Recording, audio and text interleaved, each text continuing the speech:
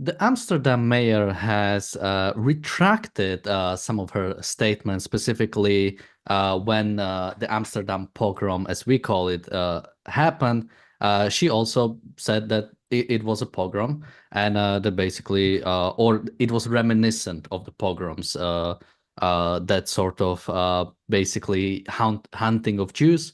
And now she has retracted that statement, basically saying she's sorry for using it because it has been, or she claims it has been used as propaganda tool by various groups. We'll talk about some of her statements. We'll talk about specifically one report she made, and I think something that is very telling from there, and also some of the Israeli politicians sort of responding to her. Welcome to the Daily Objective. My name is Daniel. Joining me today is Alex. And Alex, how do you feel? What do you think about her approach to this, specifically retracting calling it pogrom earlier? Listen, I'm not a huge fan of the word, pogrom. I think that personally, I feel that thankfully there was nobody that was killed. So I kind of, but definitely it was reminiscent of a pogrom.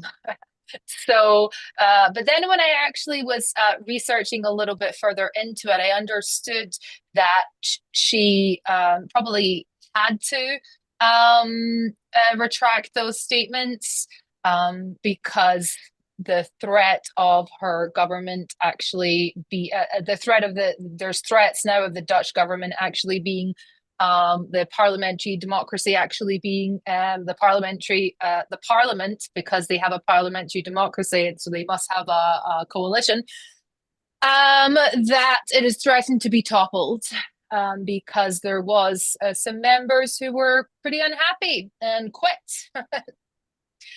So yes, well, I didn't really expect, very much from this specific mayor. Yeah, so just to cover a few of the things she said what I wanted to emphasize was the sadness and fear experienced by Jewish Amsterdammers. But I have to say that in the following days, I saw how the word pogrom became politicized to the level of propaganda. And, when you say something like that has been used as a propaganda, you have to really look at, what's actually happening. And the fact is that Jewish people are, or not just Jewish people, Israelis in general, are being, at any point you see them in Europe, are being, I don't know what to even call it. At any point, they are threatened. They are basically threatened. At Mm-hmm. any point, someone can just randomly, because they are Jewish, attack them. Whenever there's an event, we talked about. We talked about Eurovision when Eurovision was happening and all the protests around that. When the Israeli singer was singing, everybody was booing her. Same when the scores were giving up or when the points were giving up. Whenever Israel was brought up, everybody was booing. Similarly to you had the soccer match in Paris. They had to limit how many people can be there. They had to put barricades all around because of how much because of how people are threatening the Israeli Jewish citizens. Mm-hmm. And I can definitely understand the point that uh,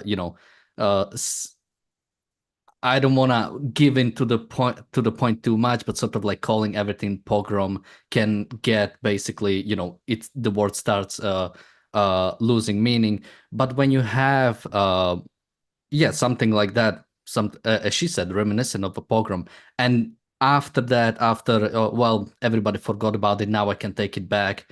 Now you basically retract it when nothing has changed, nothing fundamentally has changed. Now you retract it.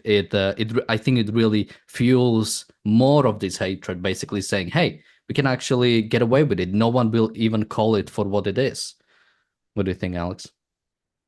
Well, I don't know. I mean, I think as well, like they're really backed into a corner at this point, because as well, I would imagine that you don't want too much of a light to be shone on your homegrown or foreign jihadi problem that you have. So, but then at the same time, you also can't, you also can't alienate the Jews to this kind of degree. Yeah, I mean, it was definitely, I would say, an attempted pogrom, and being forced politically to then backtrack is pretty disappointing. But there was actually a very interesting article that was written by Dan Diker, who is the director of counter political warfare at the Jerusalem Center. And he wrote a very interesting article that basically managed to actually map all of the various connections that the people who planned the violence in Amsterdam, all of their various connections to Hamas.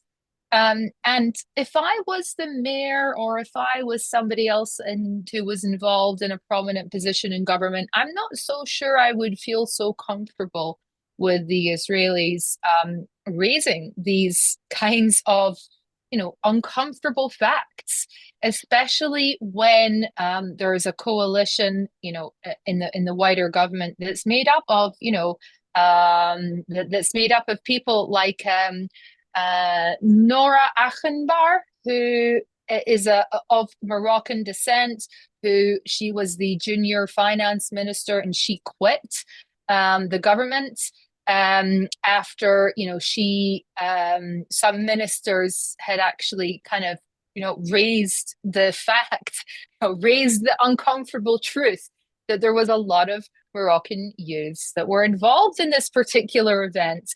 And I think as well, I mean, what this was not sporadic violence either. This was something that had been planned a long time in advance.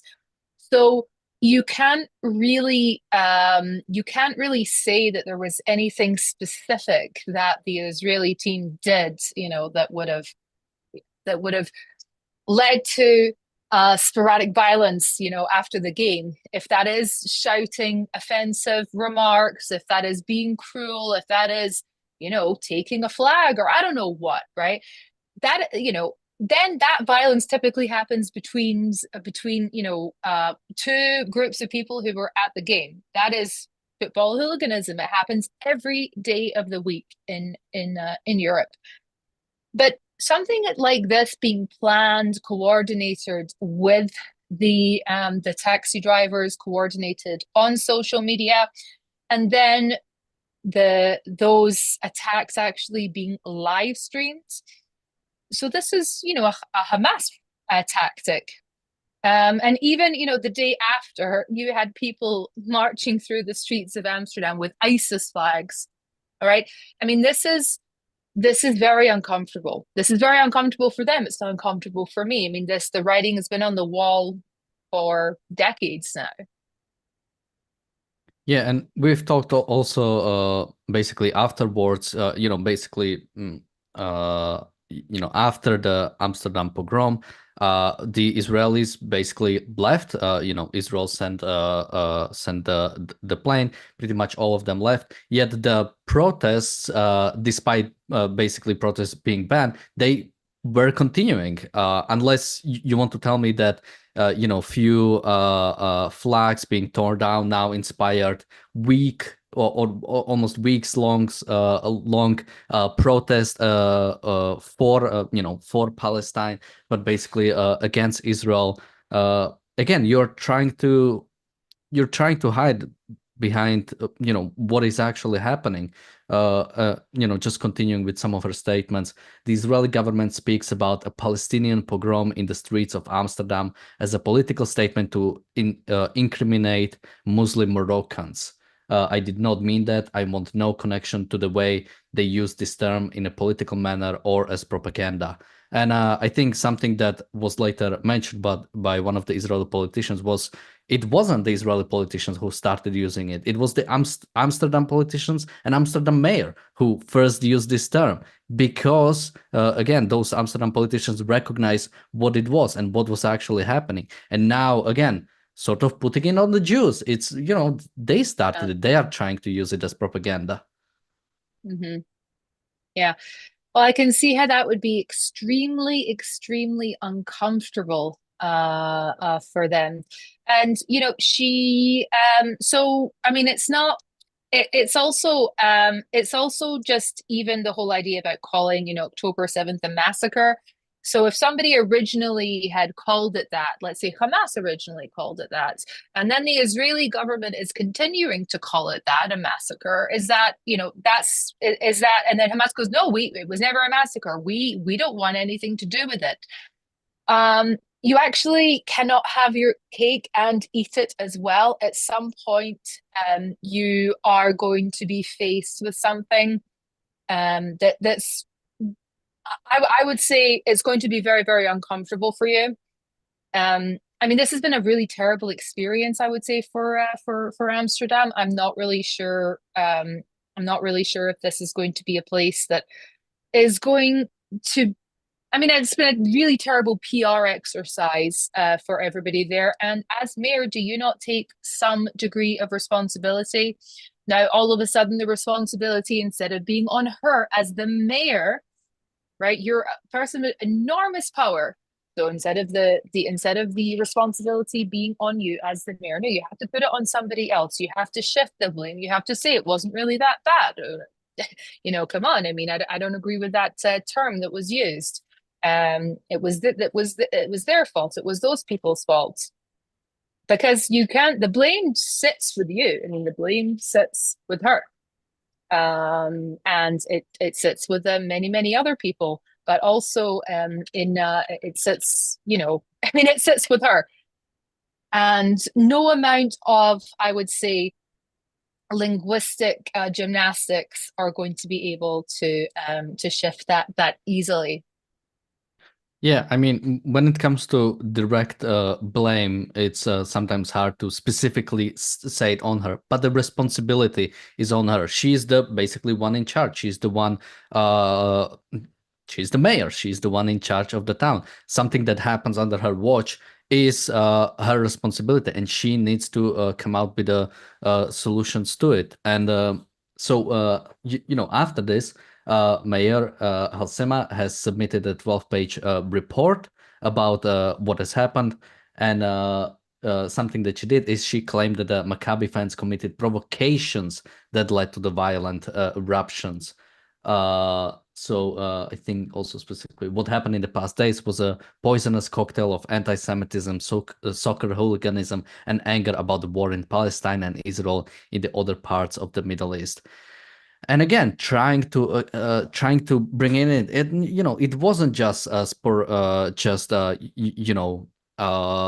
Muslims or Palestinian supporters or Hamas supporters just going on the streets and trying to hunt down Jews on the day they knew they would be there, and the fact that they had it planned, and the fact that mayor or basically the city had already banned one of the protests that was happening on that day, and they knew something would be happening, yet again they didn't do anything about it. The police was slow to respond. They knew all this, yet they're trying to bring it in as if if only the Maccabi Tel Aviv fans didn't do those things, Only they hadn't nothing would gone have there. happened. If only they hadn't gone there and got on the plane, nothing would have happened. Is that what you're trying to say now? The presence of the Israelis is a provocation. Maybe wearing a Star of David, if you so choose, is a provocation. Maybe having a Jewish surname is a provocation. I mean, what are you saying? The presence of somebody is a provocation. If I call your wife, Daniel, don't think you have one, but if I called your wife a fat cow and you punched me, then yeah, that was a provocation, right? That's a provocation. You shouldn't have punched me. But okay, but if I just sit here, then I'm not causing any kind of provocation. And there's no such thing as a whole group of people going and going and hunting people down as a result of a provocation. A provocation by who? Each of the people collectively. Is that how provocations work? I don't think that's how provocations work. Yeah, I mean, the provocation is tit for tat. It's You know Yeah, what I I mean? mean, just quickly of that on that. If the story was, some guy tried to take down a Palestinian flag, as we've seen from like a window upstairs, and the guy whose flag it was came out and yeah, started beating him up, or started some conflict, that could be understood maybe on some level. I'm not sure what the exact proper way. It's always best to get the actual police enforcement involved. They Yeah, are we the don't, ones. no vigilantism for anybody. Yeah, yeah, but it's not. They tear down one flag, so the day after you go, you don't even know who it was. You just randomly, basically round up all the Jews you can find and go after them. That's completely on a different level. And again, if your problem was what the Maccabi Tel Aviv fans were doing the day prior, again, the only solution is involving the police. It's not going all vigilante on them. Yeah. I mean, it's not, yeah, I mean, but as if that was even the whole thing, as if the whole thing was about the flags. I mean, this is again us getting involved in all of their kind of fantasy behavior. That okay, so you would have to for that to have been the case, it would have had to have been these would have had to have been a group of people who were mind readers and maybe mystical people who could predict the future.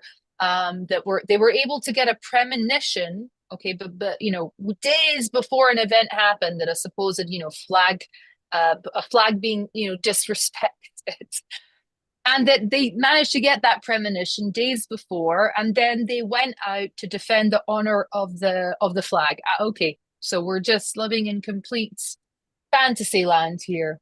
Really, in complete fantasy land. I don't know. I'm there's a serious problem, I would say, in Western Europe, and there's been a serious problem for well over, for decades, basically. And it's going to end in some kind of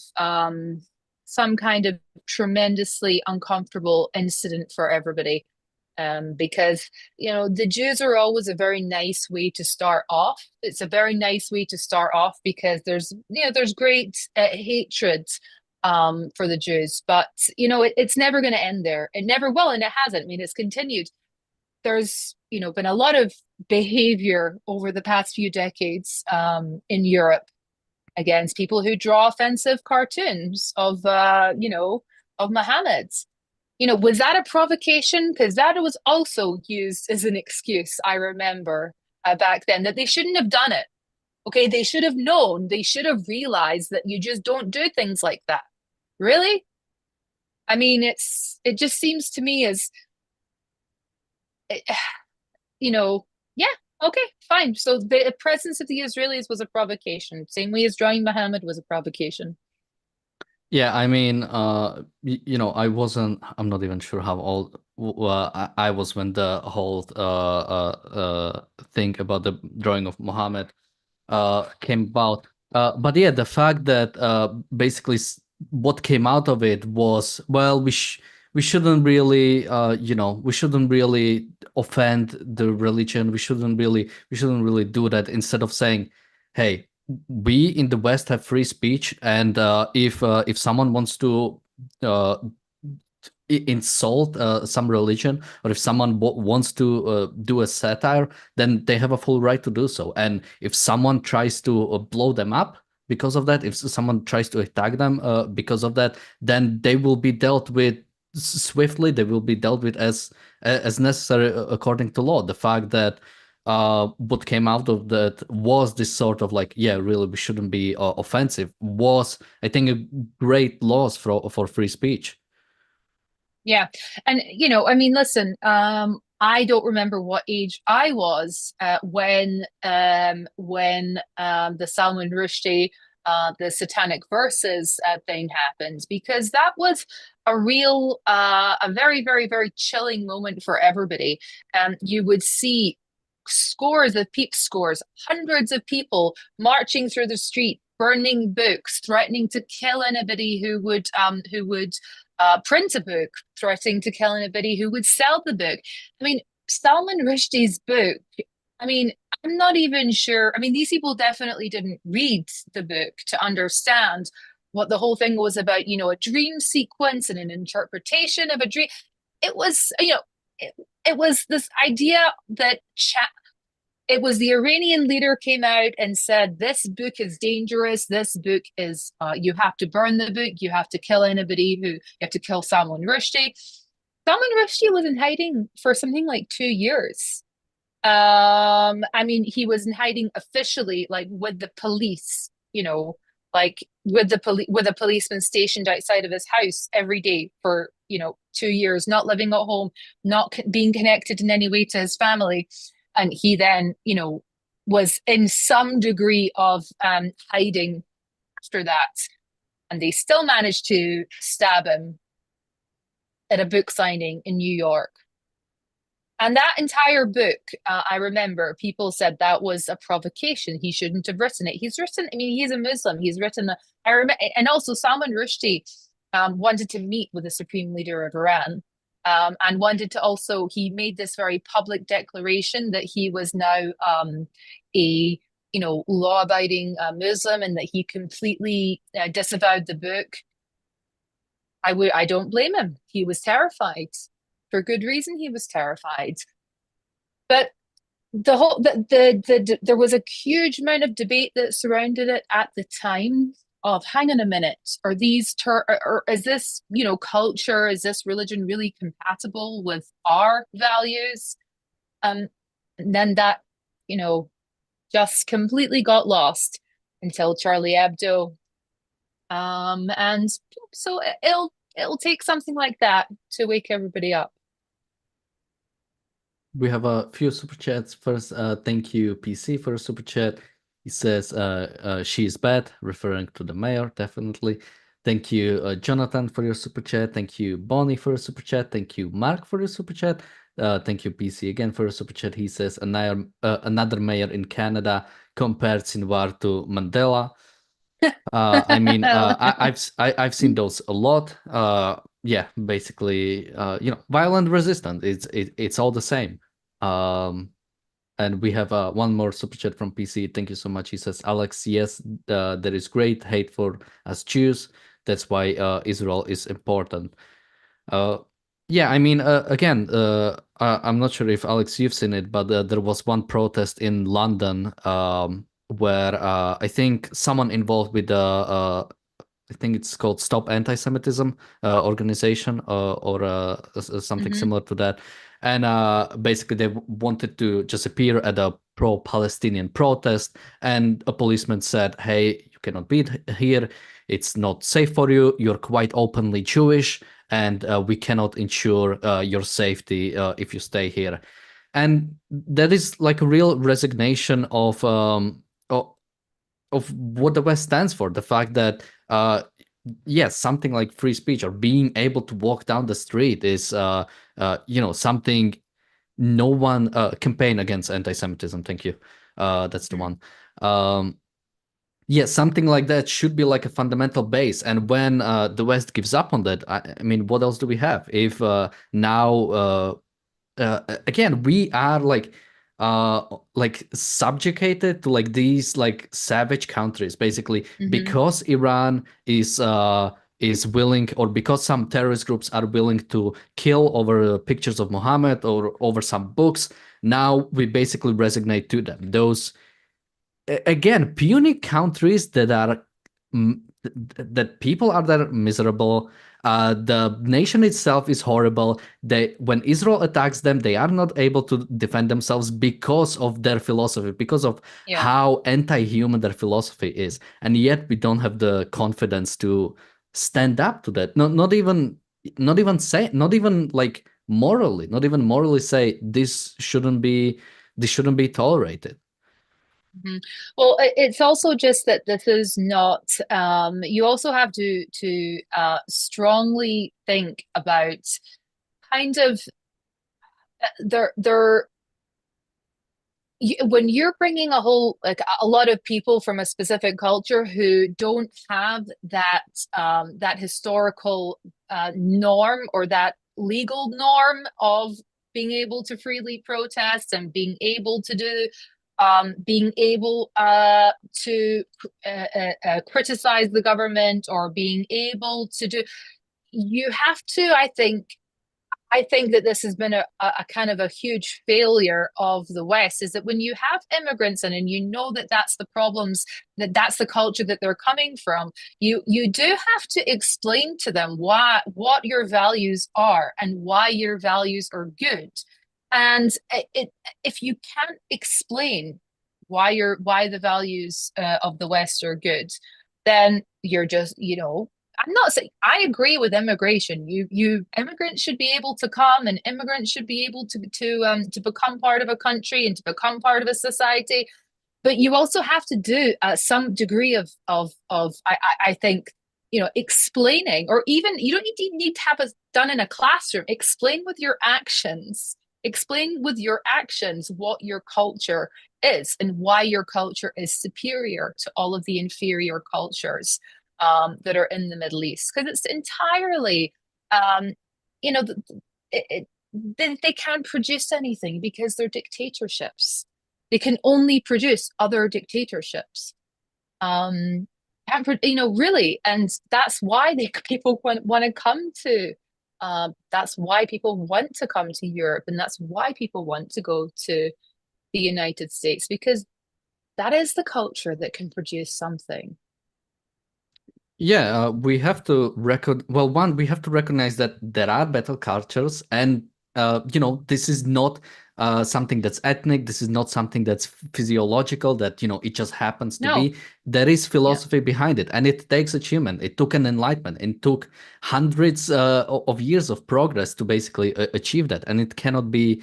And it shouldn't be underestimated. And when, as you said, the immigrants come to Western countries because they see prosperity, they see a better life. But when we don't have the confidence to say why the Western countries are better, why we why we were able to get this prosperity, if we say all cultures are the same, they have no reason to assimilate. Something I just want to quickly bring up. James Valiant has, I think, once talked about that basically when he was uh, basically an attorney, he once he mentioned he had like when he had like immigrant sort of like immigrants coming in and having problems, he had to like explain to the woman that your husband beating you is not good and you can Hmm. take actions against it. And they would always stand, but he's like the man of the house. That's the culture I was brought up in. And it's like, no, that's some, and that's like a really like concrete example of this. Like there are differences in the culture, and just because you move from one country to the other, you don't automatically gain all the knowledge of that specific culture. As you said, it has to be taught and it has to be recognized that Hmm. that there are battle cultures. Yeah, but and it's also that I did see as well at one point a couple of videos of new immigrants being taught, shown a picture of a lady in a short skirt. I think it was in somewhere like Denmark, and they were, saying like, what is this short skirt, this lady in a short, what does this say about her?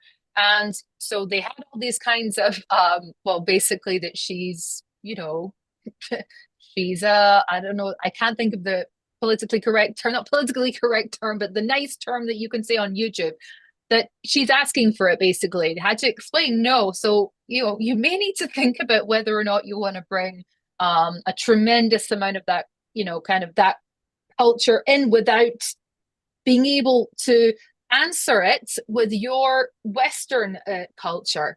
Because immigrants bring so much to a society, and it's such a good thing to be able to have people who want to come to your country and to, to contribute to the economy, to participate in the economy.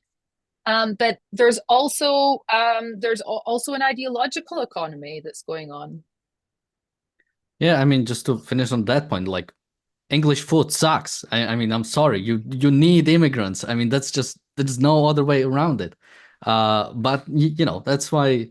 All right, that's a completely different point. But yeah, well, But That's culture is yeah. also a lot more than food, Yeah. like as well. I think that we also have to I mean, why is it that people want to come to the United States? Why is it that people want to come to Europe? It's because it's easy, it's better to participate in the economy. Why? Because that economy is productive because there's free people. And in order to be a productive person, you have to be free. So if you're coming from a dictatorship, if you're coming from North Korea, you need to, explain to that person why, certain things about living in the UK and why it's a bit different from, you can't stab people for criticizing the Kim dynasty. And with that, we have the reality show coming up in just about a minute or so. We'll be talking about normalizing tyranny and terrorism. Basically, now that there are possibilities of Hezbollah ceasefire, that also talks about normalizing relationships with Saudi Arabia, because the best way to beat a dictatorship is to ally yourself with another dictatorship. So we will be talking about that on the reality show in just about a minute or so. Thank you, Alex, for joining me today. Thank you, everybody, for watching, and we'll see you in just a bit. Bye bye.